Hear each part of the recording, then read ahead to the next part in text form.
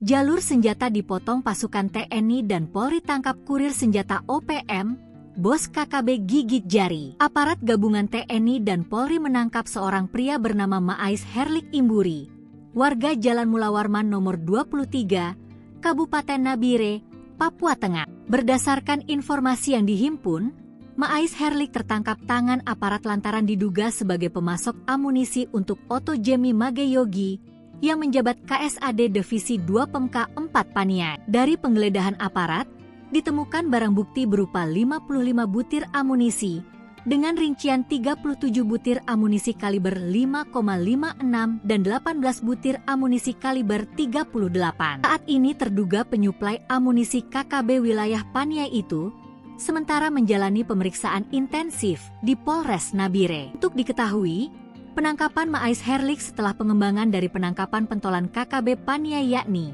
Jemi Mageyogi selaku KSAD West Papua Army, WPA, Divisi 2 Pemka 4 Paniai pada Rabu, 16 Oktober 2024, lalu di kantor DPRD Kabupaten Dogiai sekira pukul 16.16 WIB.